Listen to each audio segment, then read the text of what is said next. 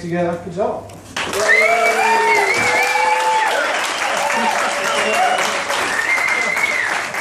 Thank you, and thank you the rented car crowd that I've brought from General Assembly. I disagree with Sharky. I think what I'm about to be talking about is some abstract mathematics, and it's fine at like 9:30 in the morning after you've had a bunch of coffee. It's rubbish at 8:30 at night after a bunch of beers and a whole day working, but we'll see how we go. For those of you who've seen this in Melbourne at JSConf AU, it is exactly the same, word for word, so you can leave now. It'll be just the same. So I'm a teacher at General Assembly, and I brought a lot of the people here tonight. I told them, it's my students, the current class of students, it's their last day. They've just finished a 3-month course, and I told them they had to come and laugh at my jokes to graduate the course, and they've all come, which is great.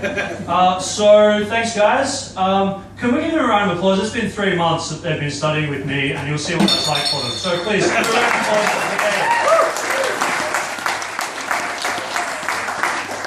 And I will also mention that if you're into being a cult leader, General Assembly is really good. If you already know this stuff, I wouldn't recommend you guys come and take a GA course, because you already know this shit, right? Or you know to come to CGS for free. But if you want to come and be a teacher, they will lock you in a room for 2 or 3 hours at a time, let you tell people whatever you want, and then they'll pay you for that. So if you want to reach out to General Assembly, if you want to get over your fear of public speaking and so on, and develop a small cult of people who will die for you or come see you at CJS, that's a good way to do it. So I'm Joel Turnbull, I'm a Crodhead on Snapchat. That's the best way to get in touch with me. If you want to talk about this afterwards, send me a snap. And this talk is called All This Useless Beauty. These slides look so good because I'm using Reveal.js. That's the page that tells you that this is Reveal.js, so you can download this yourself and use it. It looks better than regular Reveal.js, right? Because it looks like someone's designed it. There's colors and stuff, and that's because of this woman here, Jen Schiffer. I stole her design and I've used it, but I've added Harvey Birdman myself at the bottom right because I really fucking like Harvey Birdman. And I thought, if I was listening to someone crap on about mathematics, I'd feel better about it if I could look at Harvey Birdman. So that's what you guys can do now. If you get bored, focus on Harvey. There's a slide with Harvey on his own, just so you can see how wonderful he really is. I'll also let you know in advance, unlike the previous presentation, this presentation contains one animated GIF. So if that's what you're here for, look forward to that one, and when it's gone, you can leave. It's not a great animated GIF. That's a young person thing, I'm not really into it. So I studied mathematics at university, which was a terrible mistake. And I'm going to tell you some of the things I learned there. It turns out maths is hard, so I did a pure maths degree thinking this will be interesting, and bits of it were interesting, most of it was just very, very difficult, and I wish I hadn't done it. I hate calculus. I hated calculus. I didn't kind of know that most of university mathematics would be calculus. Turns out it's nearly entirely calculus, so that was wrong. But if I wasn't sure that I hated calculus, I definitely know that I hated calculus. And for those of you who are like maths enthusiasts, you may have heard that Bishop Berkeley, when calculus was discovered, he said that you shouldn't do calculus because it's offensive to God. And I actually agree with that guy. I think that's fair enough. So you guys know that you can, like with integration, you can work out the area under a curve by summing together infinitely many, infinitely small segments, and that will tell you how much area is under the curve. That's bullshit, right? An infinite sum of infinitely small things is either a lot or nothing. It's not the area under the curve. So I agree with Berkeley there. I don't think you should do this. It turns out I discovered later what I should have studied is the philosophy of mathematics, or something called meta-mathematics, where you don't actually have to do any mathematics, you just think about mathematics, and whether or not it's a real thing and how it could possibly work. So I learned too late, that's what I should have wasted my time, but I'm still interested in it, right? It's armchair mathematics, I still read about this stuff, and I get to tell people like you about it. So the kind of questions you get to ask when you're a meta-mathematician or a philosopher of mathematics is, do numbers exist? Which is an interesting question, right? You guys probably don't think about it much, you just complain you haven't been paid enough, or argue about the budget and they've taken too much of your money. But the numbers that power this stuff, it's interesting to actually wonder, do they exist? Where do they exist? What is it that makes mathematics work? Is mathematics something we invent or discover? If people weren't around to, if we didn't have mathematicians, would mathematics still exist? Or does it only exist because people discovered it? Is there calculus in the years before calculus was invented or discovered? You get questions like, how is it that written symbols can capture mathematical truth? How is it that we can write something on a piece of paper that means something mathematically and people will say that's true or that's false? What the hell is truth? Is an interesting question, and you can live your entire life without wondering about it, but we say that 2 + 2 = 4 is true. What does that mean? What is that? How well do computers model mathematics? That's the kind of question that programmers are interested in, because we use this math stuff all the time. You know, we have a for loop to go through an array, and we want it to work, because we know how many elements there are in the array. Do computers do a good job of that, or do they sometimes skip a number or not have enough numbers? And how does Gödel's incompleteness theorem affect our daily lives? It turns out not much at all, but I have thought about it a lot. So when I'm teaching the immersive course General Assembly, it's 12 weeks, all day, every day with me, and I get to teach people the kinds of things that I think programmers should know. And so there's a couple of things I think all programmers should know, but a couple of other things I like to teach is this kind of crap, because I think it's interesting. I think if you're going to bother being a programmer, you may as well know some interesting stuff as well as the stuff that gets you paid. But all of you will agree with these things. This is what all programmers should know. They should know formal logic. They should understand the basics of formal logic, and they should know regular expressions, right? Because they apply everywhere. They're super useful. You can make fun of people who don't know them, because those people are idiots. So at the very least, you should know those two things. But here's why I think formal logic matters in computing.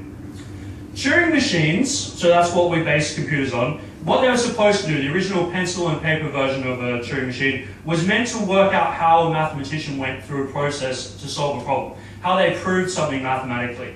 So the original version of a Turing machine, which is just an abstract concept in someone's mind, was how does a mathematician or a logician compute? How do they actually solve problems? So Turing machines are basically mechanical reasoners. They think about things in a mechanical way. And computers are practical Turing machines. That's where we got computers from. They're like, well, I've got some electricity, let's turn it into one of these Turing machines you're talking about, and it'll be able to do stuff for us. Computers are also formal systems. So if you know what a formal system is, you can think about a computer as being a formal system. And if you don't know what a formal system is, then you won't be able to think about it in that way. So you should get your head around that. And a computer, basically, the way I think of it, it's a tiny, frantic robot logician inside the machine who's desperately trying to prove things for you, or disprove things for you that you've asked it to do. So numbers are pretty strange. I'm actually going somewhere with this, bear with me. Children understand this. When children, I mean, I've spent a lot of time with children, not in the Rolf Harris sense, but if you talk to children about mathematics, they will ask you questions that adults don't ask, that they wouldn't think of. So it's good to chat with kids about this kind of thing. A child would understand this question. Does the number 7 exist? And we don't think about it all the time. Like, you guys have all probably used the number 7 today, and you haven't wondered whether or not it exists, where it exists. But it's a reasonable question. If it does exist, where the fuck is it? Where is the number 7? Where did it come from? Where's it going? We are utterly reliant on numbers, right? We seriously need them. We get a lot of use out of them, but we don't know what's going on with them. We don't know where they come from. We don't really know how they work. And even if you spend a lot of time thinking about this, all you realize is just how little we know. You don't actually get to any good formal answers. It turns out most mathematicians don't like to talk about this. If you find someone who's spent their life as a mathematician knowing about numbers, and you prove to them that maybe numbers don't actually exist, they get very upset and they ask you to leave the lecture theatre and not come back anymore. But the mathematical philosophers will talk about it with you, and that's why they're usually on one of the far reaches of the campus away from the actual mathematicians. So it turns out you don't have to read much to learn about this stuff, but the foundations of mathematics, the stuff that makes mathematics work, still uncertain. We still haven't proven that mathematics is correct or true or necessary or that it always exists. It's just a bunch of stuff we hope works, and most of the time it does. John von Neumann, we use John von Neumann's architecture if you know the basics about how computers work. He once said that if in mathematics you don't understand things, you just get used to them. And that's what my maths teachers would tell me at university. Stop asking me how this works, just memorize this formula and go and do it. But I'm interested in not getting used to them. I want to understand how they work. So that's what I'm focused on, and I'm making very little progress in it, because it's very hard. So as an example, consider the number 144. In decimal, it looks like that. It's a 1, and then there's 2 4s after it. In binary, it looks like that. We don't have binary in JavaScript, so you have to express it as a parse-in. So you can do it with that string there and tell it to give it to you in base 2, and then you'll get the same number 144 out. That's what it looks like in octal. That's what it looks like in hexadecimal. So all of these represent the number 144, this thing that exists somewhere, this number 144. These are different representations of it. But they're not the actual number. This is just some pixels on a screen at this point. They're not actually the number. It exists somewhere else. They just refer to it. So they're more like symbols which behave like 144. We can tell from this that the number 144 is even because the last digit is divisible by 2. But it's not actually 144. I can't like license this version of 144 here and let you guys use it for money. It's just a copy or a symbol that represents 144. And in JavaScript, we've got numbers, and there's a couple of hilarious things about JavaScript numbers that you guys know about. Internally, you know it's a computer program, so it's ones and zeros. That's how all this stuff works. And in JavaScript, we use the IEEE 754 double precision binary floating point format to model numbers. And that gives us most of the numbers we care about. Not all of the numbers, right? But a whole bunch of ones. A bunch of useful numbers. So in JavaScript, the number 144 in binary, they represent in 64 bits, and that's what it looks like. And I didn't work that out myself. I copied that from Eloquent JavaScript, the textbook you guys can find online. So that's why I chose 144, because I already knew what the number looked like. So that's it. I haven't checked, it may actually be wrong. And there's some problems with numbers in JavaScript that you guys should hopefully be aware of. My students should hopefully be aware of it anyway, because you paid me to teach you about it. So they have issues like these: overflow, underflow, and precision. So in JavaScript, the first one is we have this problem. There's a maximum value. This is the largest number you can represent in JavaScript. If you have a number bigger than this, it won't exist. You won't be able to distinguish it, this number and number with this number with 1 added to it. They look exactly the same to JavaScript. It's got a maximum number that it can count to, and it doesn't really pay attention to what happens after that. So there we have this giant number, and we've added 1 to it, and you'll see you get back the same number. That is considered true in JavaScript, which can be a problem if you're dealing with big numbers. We've had this hilarious issue which people make fun of. So 0.2 and 0.1, when you add them together, you get something that's pretty close to 0.3. It's not actually 0.3. We get 0.3 and a tiny little bit of bonus stuff on the end. Because the number 0.3 doesn't exist in JavaScript. In the floating point numbers it uses, it doesn't have that number. It's just got something that's pretty close to 0.3 that you can use instead, and it will mostly behave like 0.3, but it's not actually the same thing. So the numbers that they use in JavaScript, it's an imperfect model. It suffices though, right? Most of the time we can get our work done, and the fact that there's a maximum number doesn't matter, and the fact that 0.3 doesn't exist doesn't matter. But my question was, can we model numbers in a different way? Is there another way we could model numbers other than this floating point system that we use? So let's talk about sets. That is a pun. Laugh now. So I've stolen Wikipedia's definition of what a set is. In mathematics, a set is a collection of distinct objects considered as an object in its own right. It'll make more sense when we talk about it, but that's the basic idea. So usually sets are delimited with curlies like that. So the stuff inside of that is what's inside of our set. And here, for example, is the set of positive prime numbers which are less than 10. So you have 2, 3, 5, and 7 there together as a set. And there's some interesting sets. There's the set of people in this room. They don't just have to be mathematical kinds of things. So you can put anything you like in the set. We've got the set of people in this room. And that's an actual set that exists somewhere, somehow. We've got the set of Craig Sharkey. And that's a set with just one member. And it doesn't matter if Craig Sharkey's alive or dead or never been born. You can still have the set of Craig Sharkey, and it only has one member, which is Craig Sharkey. We've got the set of odd integers, right? Every odd number goes into the set of odd integers. And you can have a set of things that don't exist. And these two sets are interesting because they're infinite sets. There are infinitely many odd integers, and there's infinitely many things that don't exist. And you can have the set of odd numbers and the set of even numbers. There's a set with two sets inside of it. So you can have sets that include other sets. So sets are basically very simple to understand, but very powerful. You can put lots of different things in them. And you can define them in nice, succinct ways. Like the set of things that doesn't exist, it's just a pithy sentence, but it contains infinitely many things and implies all sorts of wonderful things. So the next concept with sets that we need to talk about is cardinality. And the cardinality is how big a set is. So this is again from Wikipedia. The cardinality of a set S is the number of members of S. So you have it between vertical lines like that, means the size of S, the cardinality of S. So for example, if the set B has blue, white, and red in it, the three colors, its cardinality is 3. It has 3 members in it. The interesting thing about cardinality, why we care about it, is because we can use it as a source for natural numbers. We don't know where the number 7 exists, for example, but we can derive the number 7 by using sets that have 7 members in them.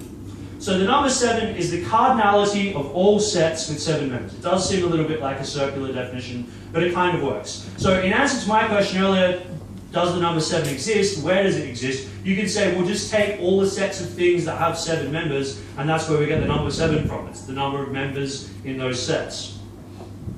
And there's some headache-inducing sets that will blow your mind a little bit, which are not strictly relevant here, but I'm just giving you a sense of it. So there's the set of all sets. That's a big old set. Is it an infinite set or a finite set? I'm not sure. We have the set of all sets that include themselves. So, for example, the set of Craig Sharkey does not include itself, because inside it is Craig Sharkey, not a set. But the set of all sets, well, that's going to include itself, right? The set of all sets is itself a set, so it contains itself. So then we have this thing, Russell's paradox. Bertrand Russell, some of you guys will have heard of him. He was a big deal in mathematics in the early part of the 1900s. He was trying to prove that all of mathematics could be derived from using set theory, and he came across this thing called Russell's paradox. The set of all sets that don't include themselves. So we've got the set of all sets that do include themselves, that's pretty easy to do. But the set of all sets that don't include themselves, that's a harder one, and it will hurt your head to get around it, but I encourage you to think about it. So the set of Paul Irish, for example, does not include itself, right? It's just Paul Irish. But does Russell's set include itself? Does the set of all sets that don't include themselves itself include itself? I'm so sorry about this, I know it's late at night. If it doesn't include itself, then it should include itself, right? Because it's one of the sets that doesn't include itself. But as soon as you put it in that set, it now includes itself, so you have to take it out again. And this ruined Russell's life. He was going very well, in a bunch of books that proved you could do everything with set theory, and then he came across this nightmare. And then he kind of had to give up on the project at that point. So it does and doesn't include itself. But we'll go to an easier set now, the empty set. So all the sets so far have relied on external objects. So we have like numbers in the sets, or people in this room, or Paul Irish, or Craig Sharkey.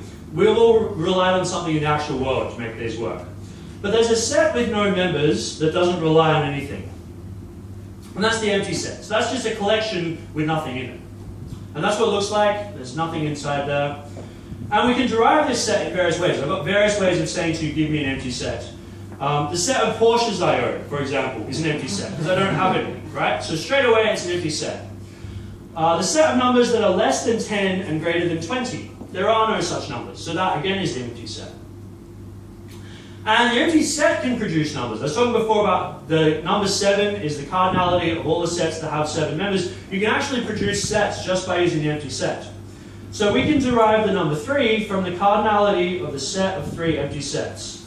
So there is a set, inside it has 3 empty sets, and the cardinality of that is 3. So without having to use anything other than sets and the empty set, I'm able to have the number 3 somehow exist by just grouping together 3 lots of nothing. So several formalizations of the foundations of mathematics derive their numbers in this way. This is what Bertrand Russell was trying to do, prove that all of mathematics could be done just using set theory. And what I'm actually eventually going to be talking about tonight, surreal numbers, is a variation of this idea. So surreal numbers, we can get into this. This is not useful mathematics. This is not something anyone will ever do for money. It's just something that you can do if you're a massive nerd and you're interested in it. So the areas that this appeals to, there's a field called recreational mathematics, which is mathematics for fun. I can't believe I'm saying this. It's also known as armchair mathematics, because you just kind of relax in your slippers with a pipe and do a bit of mathematics. It's also called mathematical games, because that's the kind of thing that we're playing with here. And it's also metamagical themas, which is an anagram of mathematical games, if you're into that kind of word stuff. I didn't coin that, that's Douglas Hofstadter. So surreal numbers were invented by this guy, John Horton Conway, I don't usually use pictures, but he's really sort of depraved looking dude. And I quite like that, so I've included a picture of him. And you see, Harvey Birdman, looking on, doesn't judge. Just looking on, same as ever. And here is the animated GIF. That is Conway's Game of Life. So you guys have heard of Conway, right? You've seen the Game of Life before. This isn't actually in JavaScript, this is just an animated GIF. The only one in here. But this is the kind of shit that Conway came up with. Useless things like the Game of Life and these surreal numbers. The way I discovered surreal numbers was through this guy called Donald Knuth. You guys probably heard of him. He also looks quite depraved there, so I included his picture as well. I love that guy though. I don't remember how I discovered surreal numbers because I didn't realize it would ever matter to me, so I didn't make a note of it, but it turned out to be a big deal. He wrote this book, The Art of Computer Programming, that you should all read. I told my students you should read it. It's about the size of 5 or 6 decent phone books. Probably slightly more interesting, but it's a tough one. Bill Gates said if you ever read the whole book, you should talk to him about getting a job at Microsoft. So if you're desperate to get in at Microsoft, there's your homework. He also wrote this book called Surreal Numbers, and he wrote this in the 70s, and you'll see how 70s it is when I showed the subtitle. How two ex-students turned on to pure mathematics and found total happiness. You'll also see how 70s it is when you see the cover here, which his wife did. It's just two beatnik, jobless, communist hippies on a beach talking about numbers, and you get those lovely warm browns and yellows that the 70s was so great for.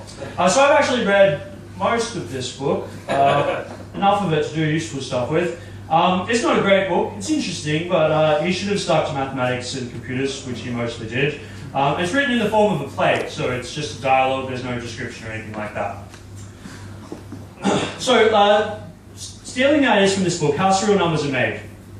Surreal numbers are made from sets of other sets. And new numbers are made from sets containing the existing numbers. So once you make a couple of numbers, you can make further numbers out of the numbers you've got so far.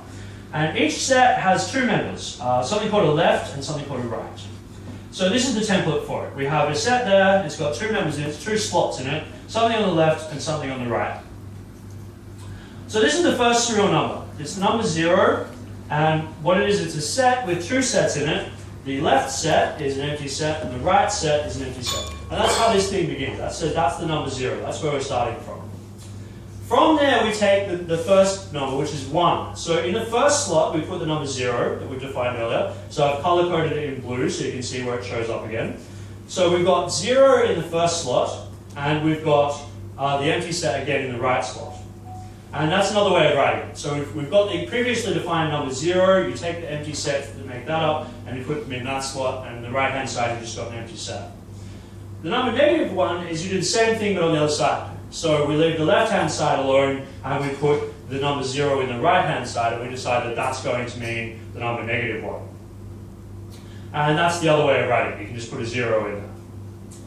So then you can get successes. So to go from 0 to 1, we put a 0 in the left slot, and to go from 1 to 2, we put the number 2 in the left slot. So here we've got the left slot. So it starts here, goes all the way over here. That's the left slot, and the right-hand slot still has nothing in it. And the number we have here is the number 1 we defined earlier. And it goes the same the other way. You can keep reusing the number you previously defined on the right-hand side to define a negative number. You can also, using this system, get fractions out of it. So you put the number 0 in the left-hand side and the number 1 on the right-hand side. That gives 1 divided by 2, so that gives you a half. And you can keep applying that process. So you put the half in the right-hand side, that's going to give you a quarter. You put a quarter in the right-hand side, that's going to give you an eighth. You can keep dividing over and over as many times as you want. So you can actually, using this system, represent all of the positive numbers, all of the negative numbers, and infinitely many fractions, depending on how much time we've got. So if you do this forever, you have every possible number that exists. All of the real numbers will be eventually produced using this system. It will take a very long time, as in it will take forever. But these surreal numbers have interesting properties. There's a reason to do this other than to just be annoying and draw lots of squiggly lines on the page. One thing that's interesting about surreal numbers, I'm not going to talk about this tonight, but feel free to have a look into it yourselves, is that there's actually more numbers in this system than there are in the real world. So we have the real number system, and it's got a whole lot of numbers in it. Surreal numbers have all of those numbers and a bunch of extra numbers that only exist in this system. I'm not sure why you would want them or what they do, but you can get these numbers that don't otherwise exist, which is kind of interesting. So this is a quick visual description of how it works. You can see up the top they've got 0, and then they split that into 1 and -1, and then they just keep dividing infinitely. And you can see as you get towards the bottom, you get more and more points, because you keep filling this thing out by dividing this up. So my stupid idea, I'm actually going to talk about some JavaScript now. I decided I would implement serial numbers in JavaScript and see how that worked. And I would use empty arrays as empty sets. And I would use as few real numbers as possible. I'd try and do the whole thing using serial numbers all the way through. So the first thing I did was I defined 0. That's what it looks like. It's the array with 2 empty arrays in it. The left is an empty array and the right is an empty array. What would it mean if I got this working? Why would I bother doing this? Every real number could be represented. So I was talking about the limitations of JavaScript's numbers. There's a maximum number, there's a minimum number. You can't exactly get 0.3. If you can get real numbers working in JavaScript, you can have every single real number in the world, all infinitely many of them. So there's no maximums, no minimums, no precision issues or rounding errors. There's no fear of underutilizing your memory. So if you have a MacBook with like 8 gigabytes, you can very easily run out of memory and get full use out of all that memory that you've got there. So you can get, it doesn't take long. You can up to about 1,000 and your machine will start to die. There's also no need to restart your browser, because if you get up to about 2,000 or 3,000, your browser will crash and you get to start over. So they're not practical, but it was interesting to do, and I got to talk about it at JSConf, and I get you people listening to it now. So how far did I get with all this? I've got the natural numbers. It fucking works. I can count up to infinitely high until I run out of memory. So it works in a positive direction. I've got all the integers, right? So I've got the positive numbers and I've got the negative numbers. And I can go kind of to positive infinity and negative infinity, except that my browser crashes before I get that far, but in theory it's possible, right? Give Google a couple more years and we'll have infinite amounts of memory and it's all going to be good. I can convert from an integer, so I can take a regular number that we know about, like the 144 I was talking about before, and get that as a surreal number. And I can go the other way. I can get a surreal number and it will tell me which integer it is. I can tell if 2 surreal numbers are equal, which was impressive, it took me a while. And I can do comparisons. I can say, is one surreal number greater than or less than another surreal number, or greater than or equal to, anything like along those lines. And I've got some beautiful code. So this is the test for equality, and I really like this, it makes sense to me. I can say that a surreal number is equal to another surreal number if it's less than or equal to the other number and greater than or equal to the other number. If it's both less than or equal to and greater than or equal to, it must be equal to. So that's kind of cool. And I've got these ones. These ones look pretty simple as well. These are nice one-line descriptions. I can say that a number is less than if it's not greater than or equal to. Or I can say it's greater than or equal to if the other number is less than or equal to it. I can say it's greater than if it's not less than or equal to. So that's all pretty beautiful, right? You're like, how do you get to talk about this shit? That's about 8 lines of code. The way that all of this works, you'll notice that I'm missing one of my comparisons. One of my comparisons I had to define from atoms. And it looks like this. It took me a long time. I was sweating blood to get this finished. It works and I'm pretty happy with it, but I'm scared to look at it for too long in case I see that there's a problem with it. I don't feel great about that one. But it works. It's using surreal numbers only. It doesn't use real numbers. And once you get this horrible one defined, all of the other ones you get for free. So the things I'd like to add to this, beyond this, I'd like to get to fractions. So I've only got the integers at the moment. I haven't done the fractions yet. Give me some money and I'll do it. At the moment, I can tell you if 2 numbers are greater than or equal to. I can actually add them or multiply them together. So arithmetic is the next kind of important thing that might be nice to have. And the whole thing is online, if you're interested in looking at it. It's at github.com/coldhead/surrealjs. But better than that is don't steal my crappy code, you should have a go at it yourself. It's not like I've written this code and you will want to use it in one of your projects. This is about your own brains. You go and implement this stuff for fun and learn from doing it. So some things that you might want to read up on if you're interested in any of this stuff. Books by Douglas Hofstadter. He's written books about artificial intelligence and the foundations of mathematics, which if I sound like I know what I'm talking about, it's just because I've read these books.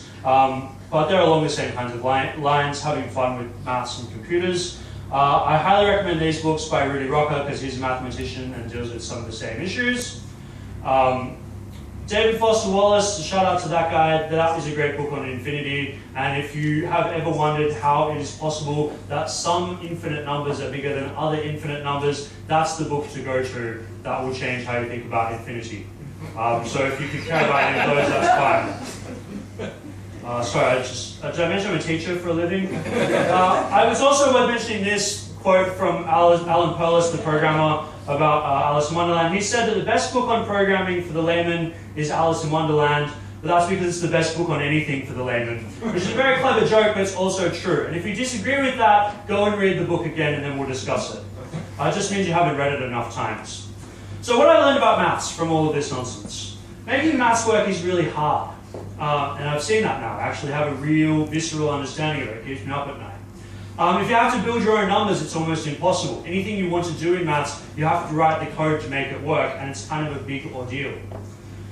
But when you get it working, it's very satisfying. So you write a bunch of unit tests, and then you write the code to make it work, and most of the time it will say that 10 is greater than 1,000. But eventually, the more I've learned about this, the more I've learned about how uncertain mathematics is and how little reason we have to believe it will actually work, the more amazed I am by it. There's these things that work perfectly and nobody knows where they are or how this exists, but it just really works this whole time. You can, build internet, so put people on the moon if you want, and it just works. That's kind of a big deal to me. And the more I've studied it, the more impressed I've been by all this weird, magical, mathematical stuff we get for free that just works. And yes, finally, you should make beautiful and useless things. Thank you.